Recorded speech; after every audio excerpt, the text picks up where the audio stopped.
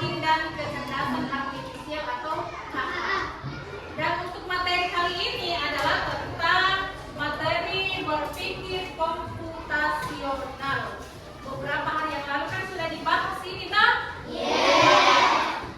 Sekarang kita lanjut. Nah, sebelum kita masuk ke inti pembelajaran kita hari ini, Ibu ingin memutarkan suatu video. Dan Ibu harap kalian sebentar memperhatikan baik-baik video yang akan Ibu putarkan atau akan Ibu tampilkan, karena ini akan berhubungan dengan materi kita hari ini. Dan sekarang coba diperhatikan.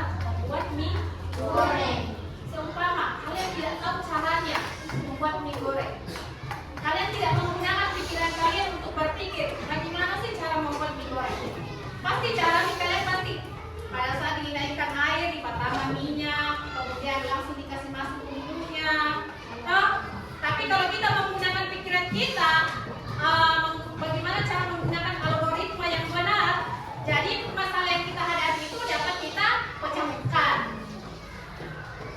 Oke, kita lanjut. Nah, ini sudah pernah dipelajari kan 4 prinsip berpikir komputer. Yang pertama apa coba? Decomposition atau pemecahan masalah. Pemecahan masalah yang kompleks menjadi bagian-bagian yang lebih kecil dan lebih mudah dikelola atau bisa dipahami dengan sederhana. Siapa yang masih ingat apa contohnya? Pemecahan masalah atau decomposition. Siapa yang masih ingat apa lagi contohnya seperti ini? Contohnya kemarin sudah dijelaskan pada saat kita ingin melakukan acara apapun itu, apakah acara akikah, acara ulang tahun, acara pengantin, lengan, apa yang harus dilakukan? Nah, kita harus menyusun apa-apa yang harus kita siapkan atau apa yang harus kita lakukan. Yang kedua adalah dengan cara pattern recognition atau pengenalan pola, di mana di sini adalah mengidentifikasi kesamaan atau pola dalam berbagai permasalahan untuk menemukan solusi yang dapat diterapkan kembali. Kemarin kita sudah simulasikan pada saat kita melakukan permainan game, ada pola-pola bangun data yang harus diisi supaya mobilnya bisa jalan, tak? Dan apabila kita memasukkan pola yang salah, apakah mobilnya jalan atau tidak? Jadi agar mobilnya tetap berjalan, maka kita harus mengisi pola dengan benar. Dan yang ketiga adalah abstraction atau abstraksi. Yang dimaksud di sini adalah menyaring informasi yang tidak relevan dan hanya mengambil bagian yang penting untuk menyelesaikan masalah. Kita hanya fokus pada informasi yang penting. Misalnya Ibu memberikan kalian pertanyaan. Ini juga sudah dipelajari kemarin. Jadi contohnya itu misalnya seperti ini. Bentuk saya bulat. Saya memiliki 2 jarum. Ada jarum panjang dan jarum pendek. Fungsi saya adalah digunakan untuk melihat waktu. Dan di badan saya terdapat beberapa angka mulai angka 1 sampai angka 12. Kira-kira apa angka? Itu namanya adalah menerima informasi yang penting-pentingnya saja supaya kita tahu bahwa oh yang dimaksud itu adalah ini. Oke, paham? Sama juga kalau kita sering membaca berita atau mendengar berita. Sekarang kan sudah banyak beredar tentang berita-berita hoax lah. Kita belum tahu apakah berita itu benar atau salah. Makanya kita harus saring dulu. Jangan asal diterima saja kalau ada informasi. Kita saring dulu apakah informasi ini benar atau salah. Dan yang terakhir adalah algorithmic thinking atau berpikir algoritma. Di sini adalah menyusun langkah, instruksi ataupun prosedur yang sistematis untuk menyelesaikan suatu masalah tertentu. Oke, sampai sini bisa dipaham? Kita lanjut. Nah, adapun tujuan pembelajaran yang akan kita capai pada hari ini adalah murid dapat merancang langkah-langkah sistematis yang menyelesaikan masalah atau algoritma dalam bentuk narasi atau simbol. Jadi, untuk kegiatan pembelajaran kita hari ini, di akhir pembelajaran nanti Ibu harap setelah pembelajaran kalian dapat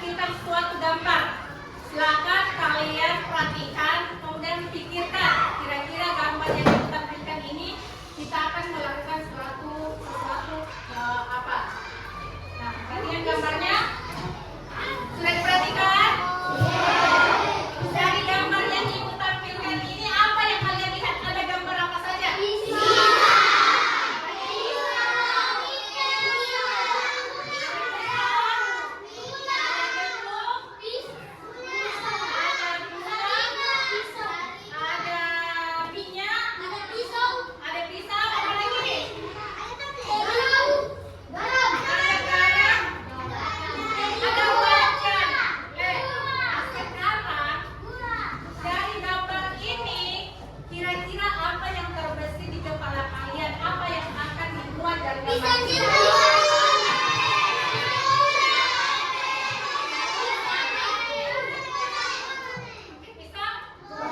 Sekarang, siapa di sini yang pernah makan pisang goreng?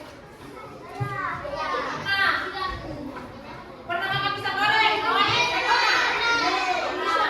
Sekarang ibu mau tanya lagi. Siapa di sini yang sudah pernah membuat sendiri pisang goreng? Dari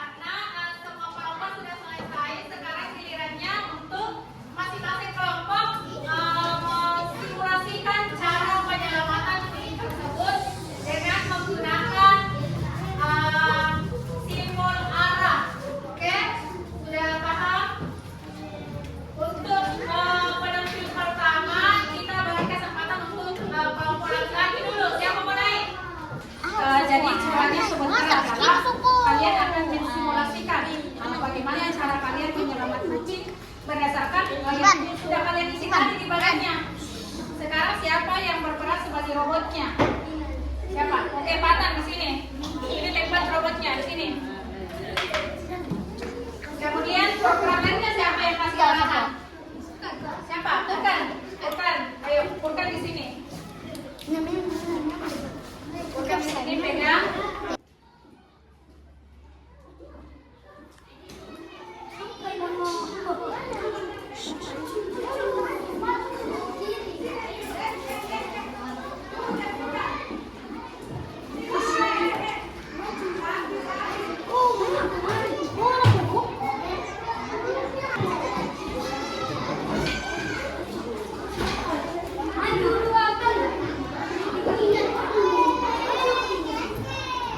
Terus, oke, tepuk tangan.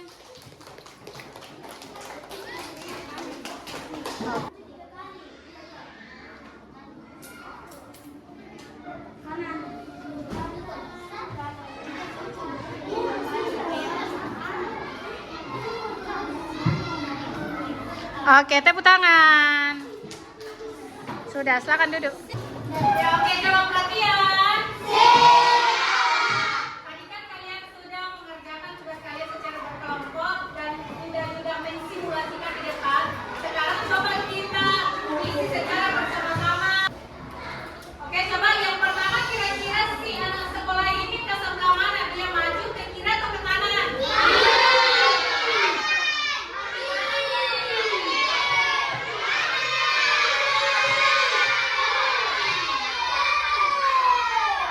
Berapa kali ke kanan? Dia ke sini. Oke, terus berapa kali? 3 kali. 1, 2, 3. Setelah sampai di sini berarti kanan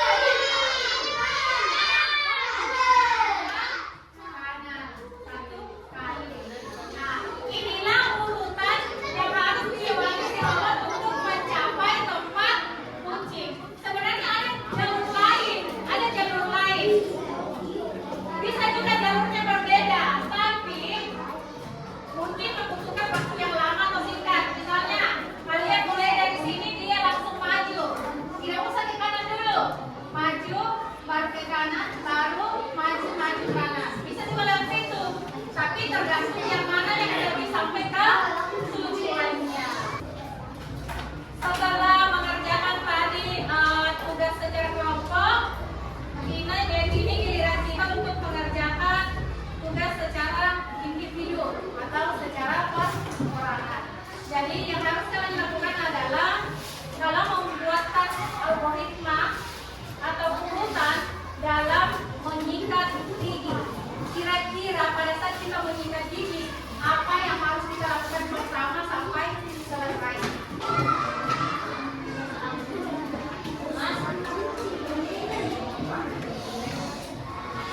Kalian adalah kalian mengisi urutan, perhatikan di rumah. Urutan kota-kota ini mulai dari kota pertama sampai kota ke-8. Urutan tata cara yang harus kita lalui dalam menggosok gigi. Jadi gambarnya sudah disiapkan, tinggal kalian gunting sesi urutannya. Kemudian nanti kalian tempel ke dalam kotaknya. Oke, paham? Oke.